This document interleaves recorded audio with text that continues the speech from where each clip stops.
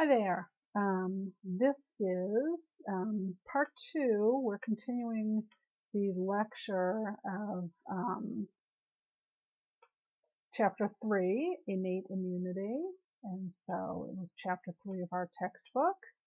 And we are going to continue where I believe we left off, which was just after cells of nonspecific immunity, but I want to make sure we get through all of it. So as we remember, the cells of nonspecific immunity, these were part of the second line of defense. They included the phagocytic cells, things like monocytes, neutrophils, eosinophils.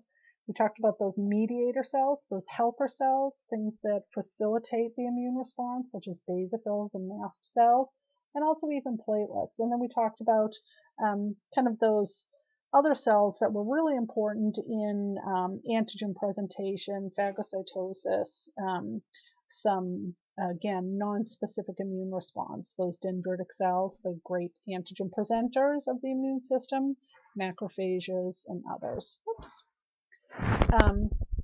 We started to talk about pathogen recognition receptors as part of the internal defense system of the innate immune system.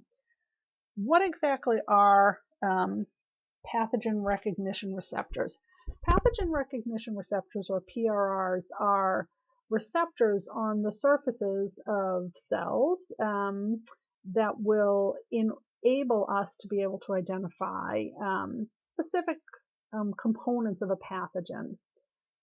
Other nonspecific internal defense systems include the soluble proteins, those acute phase reactants that you guys all spoke so beautifully about. Then we're going to talk about inflammation, fever, phagocytosis, and natural killer cells. So the pathogen recognition receptors, as I said, are sensors on cells that are coded to recognize antigens from extracellular infections.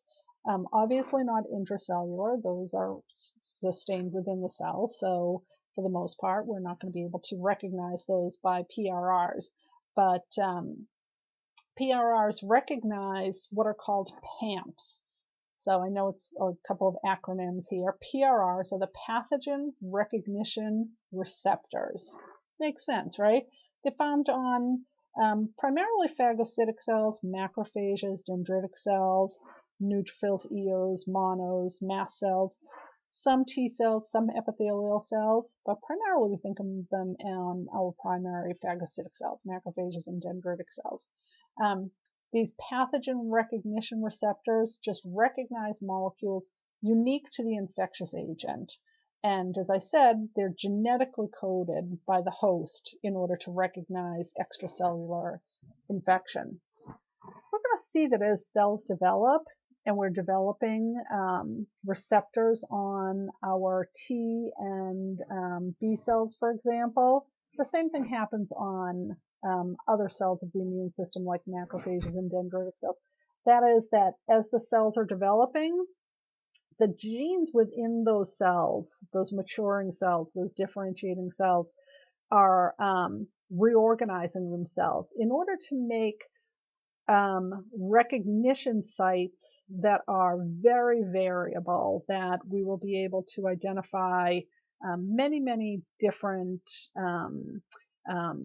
antigenic markers of a pathogen. And so that genetic coding and what we'll see next chapter about genetic rearrangement is how we define and how we develop the ability to be able to produce many pathogen recognition receptors.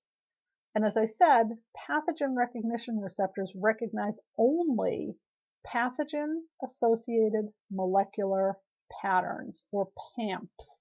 They're things specific to the pathogen, that extracellular pathogen, that helps distinguish it from self. The mechanism of pathogen recognition indicates that once a pathogen is detected by the receptor, phagocytic cells become engaged and activated. They will engulf and destroy the pathogen. And they'll also secrete cytokines, those chemical messengers that tell our immune system, the cells of our immune system, what to do. And they also secrete a very specific cytokine called a chemokine. Chemokines are chemical messengers that cause cells to move in a certain direction. And in this case, activated phagocytes, once they're secreting these chemokines, they're calling other cells to the area of infection. They want the cells to come there and help. They want to help clean up the mess. So the cytokines that get secreted in this process include ones that maybe increase capillary permeability, allow cells to enter the vasculature or exit the vasculature to get out to the tissues. As I said, some of the cytokines are chemotactic in nature. They're calling cells to the area. And some of the cytokines that release trigger the adaptive immune system. We're going to see next chapter 4, that the adaptive immune system doesn't work by itself. It needs to be pre-triggered by the internal immune system, the innate immune system. And so this is one of the mechanisms by which we can trigger activation of the adaptive immune system. So again, the mechanism for pathogen recognition, detect. Pathogen is detected by those PRR receptors on those phagocytic cells. The phagocytic cells become activated when they bind to the pathogen that causes the activated phagocytes to do a couple of things. Engulf and destroy the pathogen, secrete some cytokines or chemokines in order to make the capillaries more permeable to cell movement, trigger some cell movement to the area to fight the infection, and then trigger the immune response. There are a number of pathogen recognition receptors. If you look in table 3-1 of the book, page 34, get my book, we can see that there are a number of PRRs. The greatest concentration are on monocytes, macrophages, and neutrophils. And these pathogen recognition receptors are glycoproteins. And as I said, they bind particular substances of the infectious agent. And that binding is going to activate the phagocytes to release cytokines and chemokines, and then those other processes that we talked about on the last slide. This binding of antigen or that substance of the foreign pathogen, along binding it to the pathogen receptor and the processes that come afterwards, is really highly effective in destroying most of the pathogens that humans get exposed to before disease sets in. It's, we've talked before about the importance of the innate immune system. This is a really important piece of it because, again, our goal is to eliminate pathogens long before they ever get to the point that they have caused disease. As we'll see next chapter, the adaptive immune system doesn't kick in right away. It doesn't provide immediate relief to the host. So we really are trying to destroy as many of the pathogens and either stop them from getting into the host's body or eliminating them through some of the mechanisms that we've been talking about of the innate immune system. Some of the pathogen recognition receptors, as I said, we find them on the surfaces of things like, different kind of phagocytic cells. There are 10 different kinds that, if we look at chapter 3-1, there's 10 different types found in humans. Some are found on the cell surface, and we'll see them here. These are surface-bound pathogen recognition receptors. Some are found within the cytoplasm, and so you see these are found within the cytoplasm. if you can imagine, the ones on the surface are detecting what? Some extracellular pathogens. Oh goodness, how do I do that? The extracellular pathogen recognition receptors detect things like funguses, gram-negative bacteria, modal bacteria, some of the gram-positive bacteria. The ones that are intracellular, the pathogen receptors, you have to be able to see what's inside the cell too, right? So some of them are inside the cytoplasm, and we're going to look for viral double-strand RNA, single-strand RNA, some additional viral RNA, and some bacterial or viral DNA. So we're going to see internal markers of pathogens and external markers of pathogens. And we have different kinds of pathogen recognition receptors that will do that. Each of these pathogen recognition receptors recognizes a different part of the microbe or the pathogen. If we again look at the chapter 3, table 3-1, we can see that, let's see, toll-like receptor 2, TLR2, recognizes peptidoglycans, lipoproteins, and zymosins of gram-positive bacteria, mycobacteria, and yeast. So it's looking for tectoic acid on gram-positive bacteria. I should mention, and I think I skipped the slide, I did, pathogen recognition receptors, you're going to see that they're referred to often as TLRs, toll-like receptors. That's included in the name of the pathogen recognition receptors we see on table 3-1. What does this mean? Toll-like receptors are named after originally I can't even say this. Toll-like receptors were named after the original pathogen recognition receptor that was found on fruit flies, Drosophila fruit flies, and that protein was called a toll protein. So, but it was just a pathogen recognition receptor found on fruit flies. Since then, we now know that there are multiple pathogen recognition receptors, so we were naming them after that toll-like receptor of the fruit fly. So we've named those pathogen recognition receptors that we see labeled in table 3-1, toll-like receptor 1, toll-like receptor 2, toll-like receptor 3, all the way up through 10. All that means is the pathogen recognition receptor, and the TLR with the number is the name for it.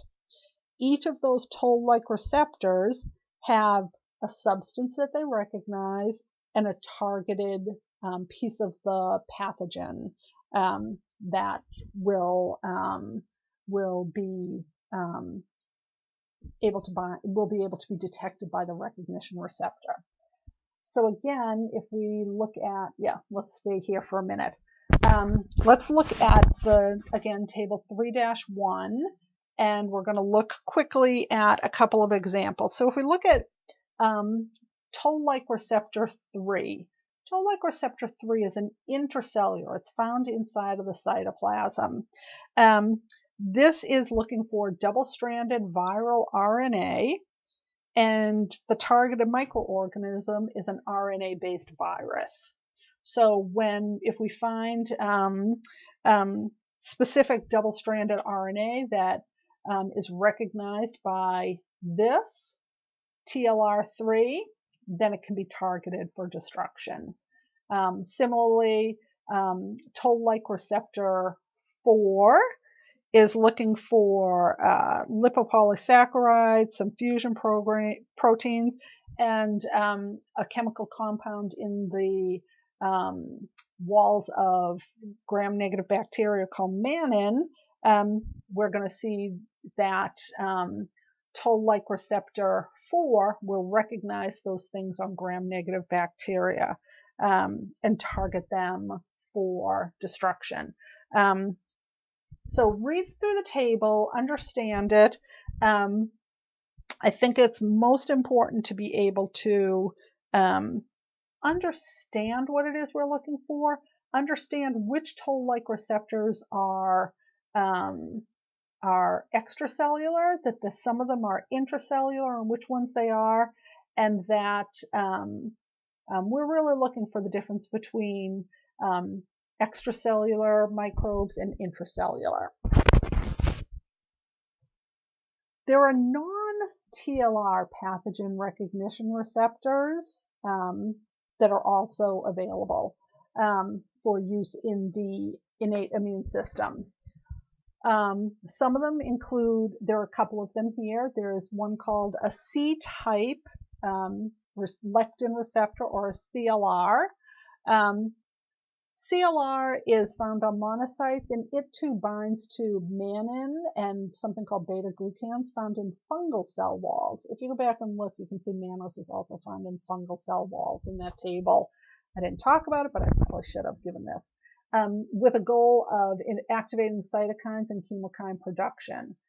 So it's going to either trigger additional cells to be activated, or it's going to bring other cells to the area.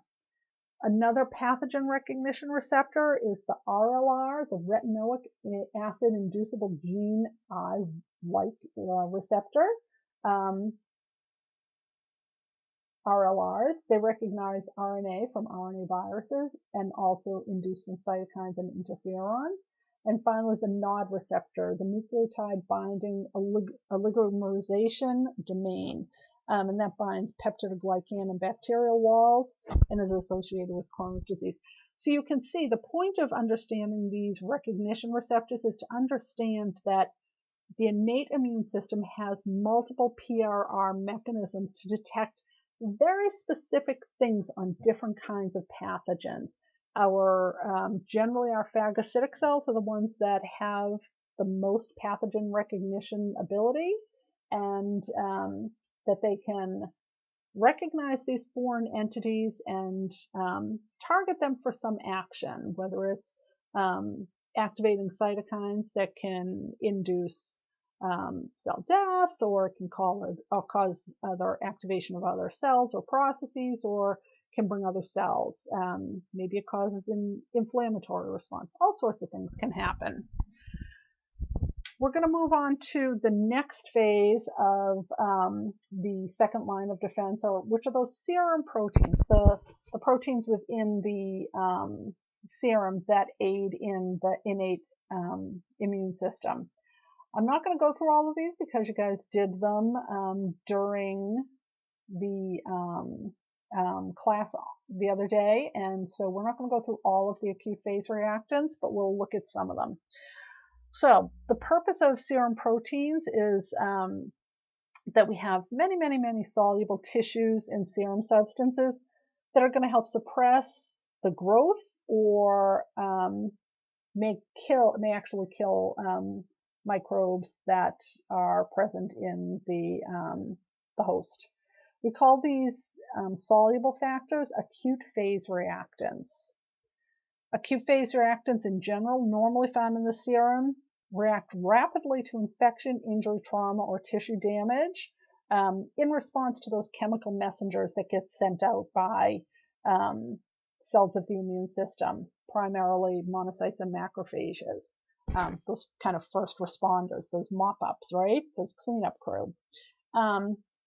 Acute phase reactants have a number of functions. They can facilitate binding and adherence between microbes and phagocytic cells, mop up and recycle important proteins, and most of the acute phase reactants are produced in the liver.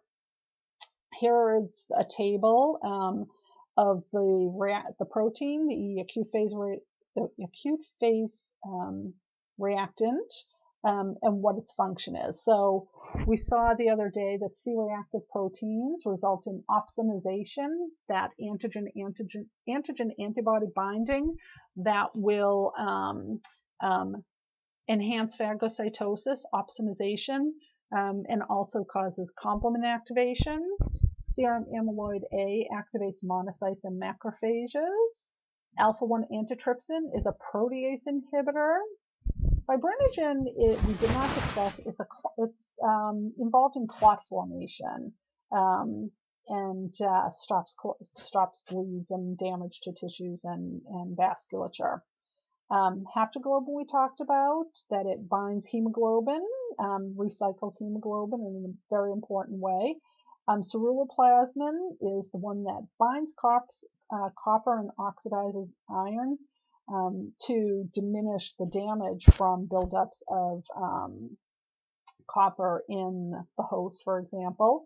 And then complement C3, we're going to talk an awful lot about that. We'll look at this one slide, but it's an opsonization process and also has an end result of the complement pathway, which results in lysis of the pathogen. So if you have questions about any of these, I'm going to repost what was up from the other day, and these are the individual slide decks of what I want to make sure that you know about each of them. So we went through C-reactive protein, we went through serum amyloid A, alpha-1 antitrypsin, that's the one that protects your tissues from inflammation, allows your lungs to breathe and remain elastic. Fibrinogen, as I said, was a coagulation factor involved in clot formation. When we have injury to vasculature or tissue, we really need to plug up the holes and make sure that microbes don't spread through things that are not intact, whether it's, and this goes for in your skin as well. Fibrinogen levels will increase at the site of tissue inflammation or tissue destruction. Really plays a pretty key role in inflammation responses. So things that are very pro-inflammatory, like the diseases like rheumatoid arthritis, we see fibrinogen being a key player in that process. And we also see increased levels are thought to contribute to coronary artery disease. And in fact, that makes sense. If we have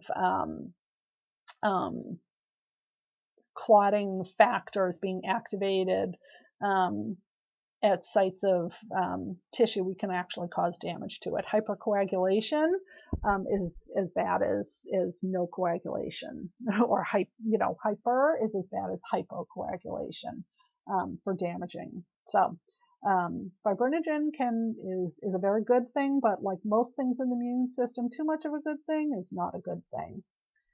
Haptoglobin, we talked about how that binds that free hemoglobin, really protects the kidney from damage, but also prevents the loss of iron. So that's an important acute phase reactant. Ceruloplasmin is the one we see, if it's depleted, we see it in Wilson's disease, but we want to make sure that we reuse the copper that we have. We have a copper transporting mechanism, but it also stimulates the immune system to fight infection.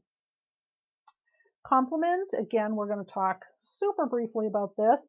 This is a series of 20 or more, depending on where you read it, serum protein, and what they include in the count, frankly. It's how you classify the count. But it's 20 to 30 serum proteins, primarily enzymes, that are involved in opsonization, that process where we have antigen-antibody binding to, or antibodies binding to the antigen of the pathogen, and it increases the likelihood of phagocytosis of the pathogen. Chemotaxis, that messenger calling for cells to come to the area. And also, the end phase of every type of complement action, there are 3 different pathways, is cell lysis. That's the ultimate goal of the complement pathway, this cascade of these 20 proteins acting sequentially, much like a domino effect. One falls, they all fall. Same thing happens in complement. One gets activated, the whole series gets activated. And so cell lysis is the ultimate end goal of the complement activation process. Complement responds to that antigen-antibody reaction in order to activate it. In some cases, there are 3, as I said, there are 3 different pathways. They're not all activated by antigen-antibody reactions, but the classical cascade is. And not all 20 serum proteins are involved in the cascades.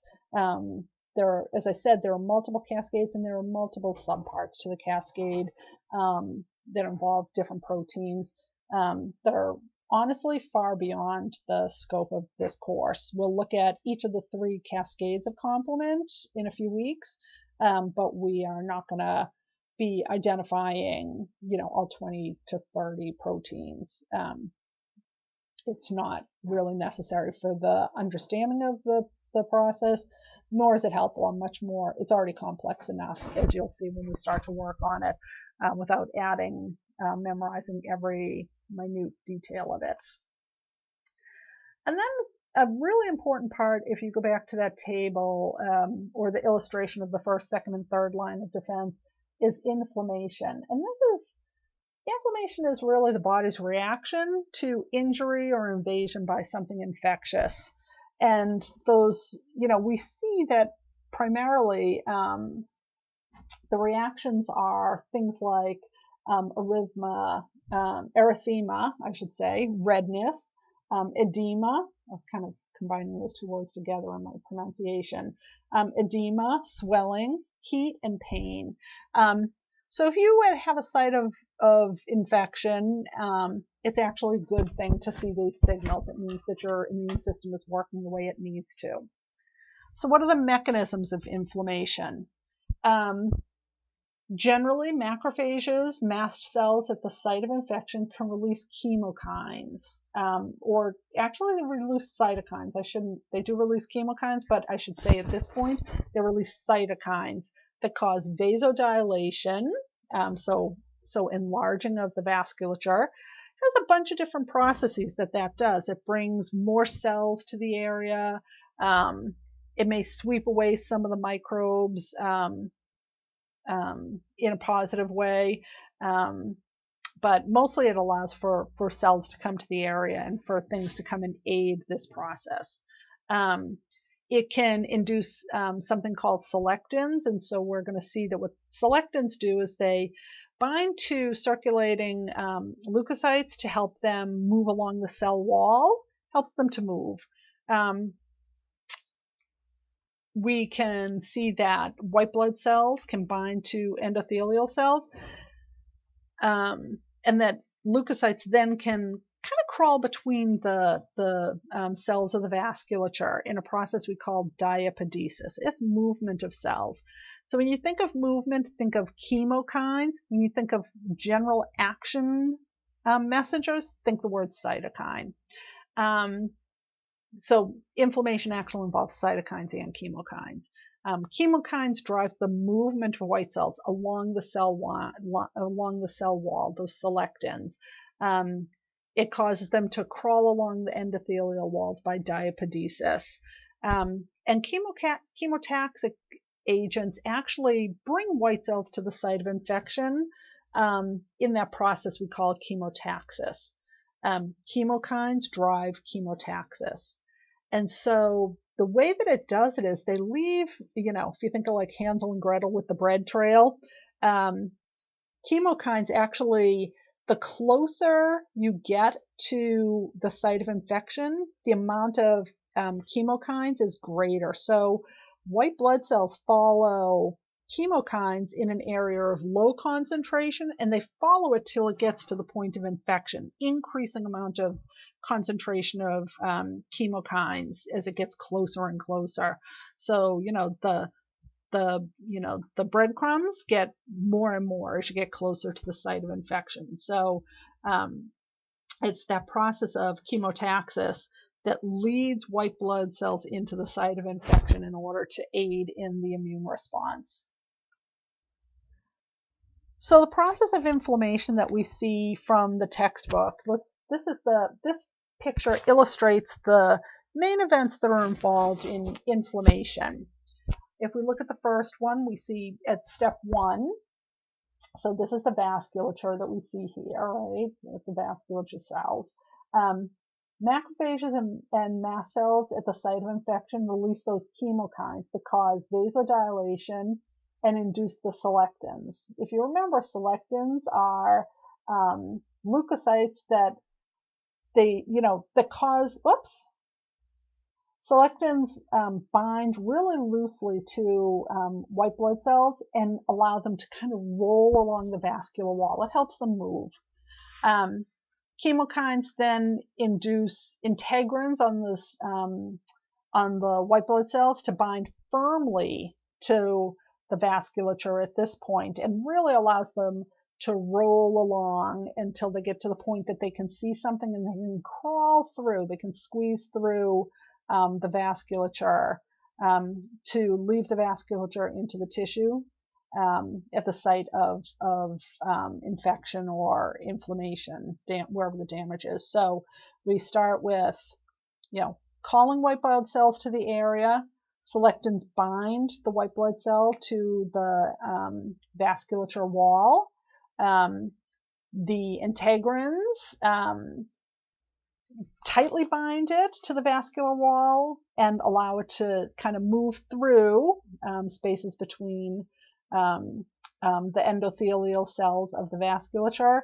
And then once in, leukocytes follow the chemokines from the lowest area of concentration till with increase in concentration gradient of chemokines at the site of infection. So the chemokines are going to call the white blood cells into the site of infection. Phagocytosis is what happens once we get to the site of infection, that these phagocytic cells get to the site of infection. We most commonly think of, neutrophils, dendritic cells, monocytes, macrophages from the tissue. And what happens, this illustration is showing us how macrophages can phagocytize an exogenous pathogen and bring it into the cell. So let's look at it step by step. Again, step number one, and I think I'm just looking ahead. Yep, I have a little illustration further ahead. So I'm going to leave this for you to look at if you like this. I'm going to go ahead and look at this in a little more detail on another slide, but this is just that you can see it, but we're going to look at this exact same thing in just a second. Let's talk about the phagocytic cell. This is a electron micrograph of a phagocytic cell actually engulfing a pathogen. What do we know about phagocytic cells? They're mononuclear, although neutrophils are not mononuclear, but we're primarily talking about things like monocytes and macrophages of the tissue. Mononuclear phagocytic cells arise from bone marrow stem cells. Not all of them are end cells because they may divide in the tissue by mitosis. And their goal is to ingest and destroy material like bacteria, and again, kind of mop up damaged host cells, tumor cells, anything kind of non-specific. Phagocytic cells stay in the peripheral blood about 70 hours, then migrate to the tissues. They get bigger, they double in size, and at that point, those mononuclear cells, the monocytes, are called macrophages. And again, we talked about it the first week that tissue macrophages are named according to their tissue locations. Liver cells are Kupffer cells, brain or microglial cells, etc. And phagocytosis takes place to a greater degree in the tissue than it does in the peripheral blood. So let's look at the mechanism of phagocytosis. Again, damage to the tissue, trauma, microbial replication, anything that can damage the cells of the tissue is going to influence and activate phagocytosis. So the process begins with chemotaxis and drawing cells to the area, initiating the process of phagocytosis with a goal of dealing with that bacteria or that debris that's there. So the first stage after macrophages are brought to the site of injury is called adherence. At this point, we see firm physical contact between the phagocyte and the microorganism. Opsonins, as we've seen before, we've talked before about how they aid in making the the microbe more susceptible to phagocytosis, and in fact, that's the case. So we're going to see adherence is aided by that antigen-antibody reaction if it took place. So we may see that microbe or other particle bound with antibody, and it's going to make it more susceptible to this process. The second phase is, or the second step is engulfment. The microbe or other particle, whatever that antigenic piece is, gets brought into the cytoplasm and ultimately gets enclosed into a vacuole. We just saw the picture of this one, this macrophage kind of engulfing it with its cytoplasm, and then it closes up and brings the bacteria or pathogen, whatever it is, into the vacuole. The third step is formation of what we call a phagosome. Here is where it's a vesicle where the microbe gets really surrounded by the entire cell membrane within, as I said, a vesicle within the phagocytic cell. When that happens, the fourth step happens, and lysosomal granules contact and fuse with the phagosome. And we're going to start to see in step 5, after that fusion, the lysosomal granule releases contents into the phagosome to form what we call a phagosome. So we had the phagosome here, the lysosomal granules come and they fuse with the phagosome, and once you start to release the granules in, the lysosomal granules, it becomes a phagosome. The next step is digestion, and so what happens is enzymes from the lysosome, and you can see we also dropped in, there were digestive enzymes, start to degrade the microbe into small pieces. It's killing the microbe or whatever the pathogen is, basically by lysing it. One of the other mechanisms that causes death of the microbe there is the formation of hydrogen peroxide within a vacuole that, combined with that enzymatic activity, is rapidly fatal to bacteria. This process includes what is called oxidative burst. It's the combination of hydrogen peroxide formation with the enzymes. We call that process an oxidative burst. And then the seventh step of this is to take the contents of the phagosome and drop it out of the cell. So it gets released by exocytosis out of the phagocyte.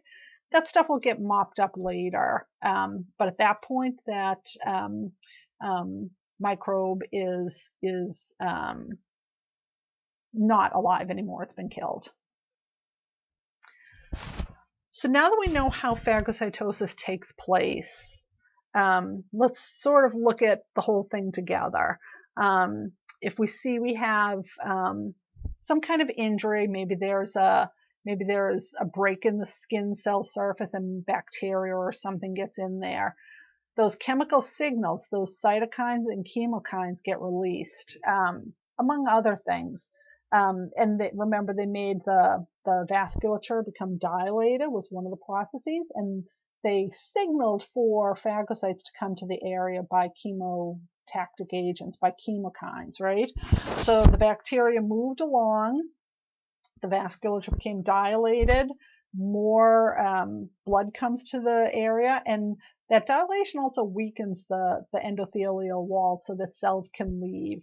Remember, we saw how the selectins and the integrins allowed the phagocytes to first move along the cell wall. The selectins did, and then the integrins allowed them to kind of leave the vasculature out into the tissue. And then the phagocytes then consumed the bacteria and the cell debris. And once that happens, that will enable the tissue to heal. the vasculature then, reconstricts, and all is right in the world. The final piece of the innate immune system that we're going to talk about today are the natural killer cells. Natural killer cells are the first line, are included in not the first line of defense, that should say second line of defense, against, I guess it's the second line of defense of the immune system, but it's what we first use as a respondent to things that are virally infected. So that was a bad choice of words on my part. I apologize.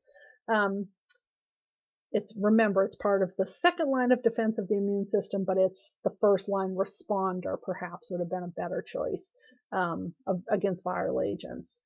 Things with intracellular pathogens like malaria. Tumor cells also are affected by natural killer cells. And the beauty of natural killer cells is they recognize something that's wrong without prior exposure. So it's not like cytotoxic T cells that require activation in order to kill an intracellular pathogen. Natural killer cells can eliminate it without prior exposure. Natural killer cells, the process is basically that, natural killers are constantly surveying cells.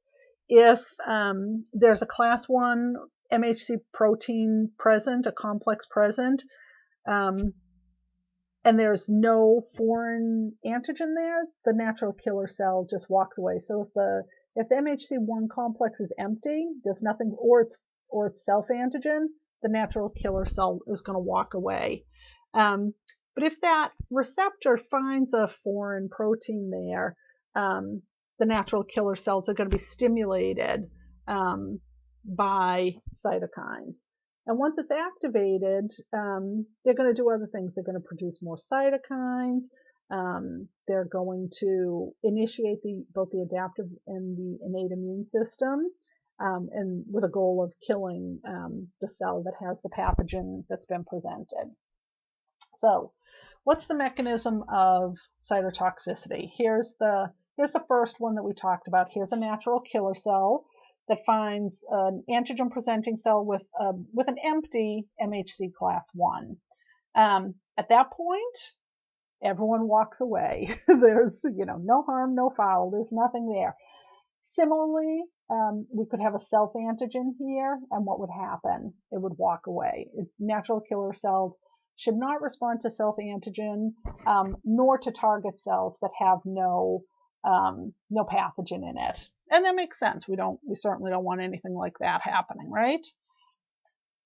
The second one, though, is that, let's say we have presentation of to a natural killer cell of a virally infected target cell.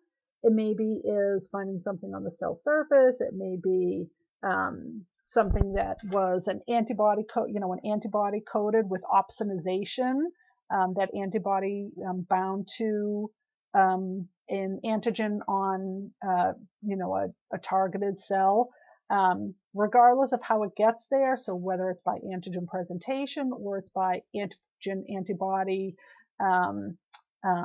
binding, in both cases, the natural killer cell recognizes the receptor. It has a receptor that will recognize either antibody or, say, a viral antigen that's been presented on the surface. Or even a direct recognition on a virus, on a virally infected target cell. We may see a specific PAMP,